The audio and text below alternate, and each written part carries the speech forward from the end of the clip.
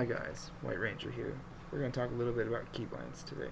So the first thing I want to point out is the different color code I'm actually using down here to correspond with the keyboard I've set up for you.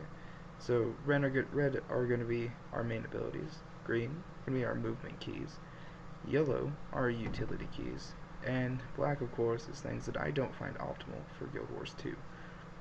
Something I didn't mark is these blue ones are essentially just our chat commands. I would almost never use the right side of my keyboard for different commands. Due to the fact that I am right-handed, I like to stay mainly on my left.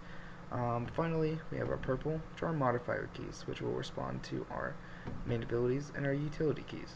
So, for example, we have our modifier key here, and we have both utility and or main combat or action abilities that can be bound to Q, though I don't find it is very optimal almost ever to bind utility keys to your first 4 keys as well.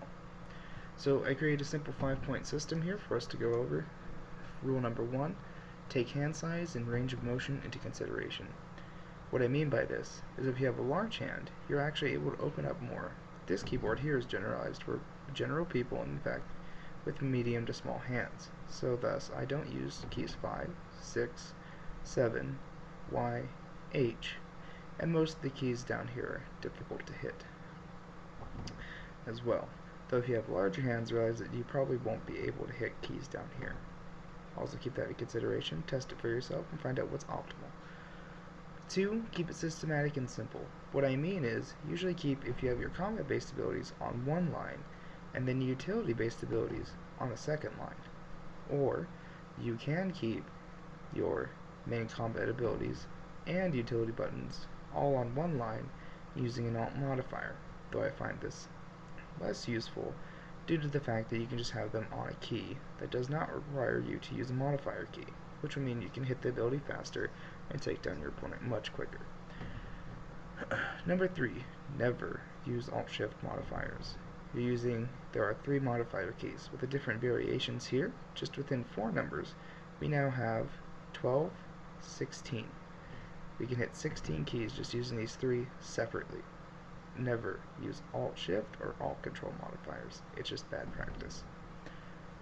Number 4, even if you have a multi-button gaming mouse, like the Razer Naga, or something a little bit simpler, maybe a 10-button mouse, never bind your main combat abilities to your mouse.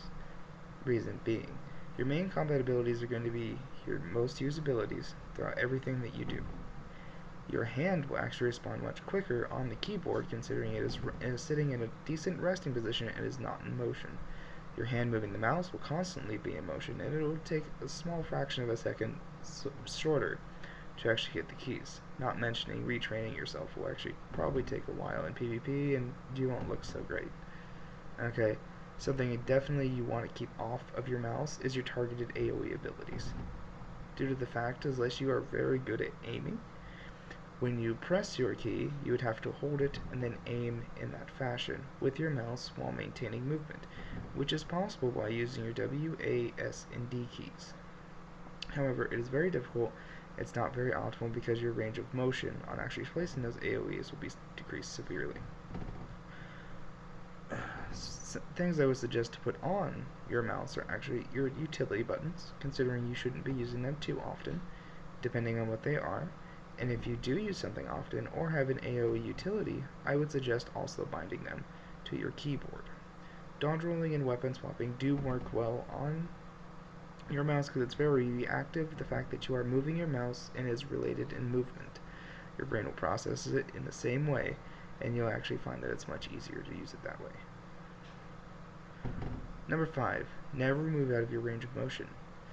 When you're binding your keys, you need to realize how large your hand size is. So, I use 4 fingers generally, sitting there. I don't usually bind my pinky. My pinky is a roaming finger, as well as my thumb. My thumb roams between spacebar, Alt, and Control. My pinky then covers Shift, Tab, and this button up here. So know that your range of motion is very important.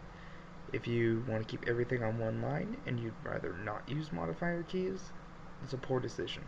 Due to the fact that Guild Wars 2 maybe has, I'm going to give just a general rounding here, 20 keybinds that you need to have all together. So there are plenty of variations in which you can do. even if you don't have a gaming mouse and you have no buttons on your mouse, to actually optimize everything you can.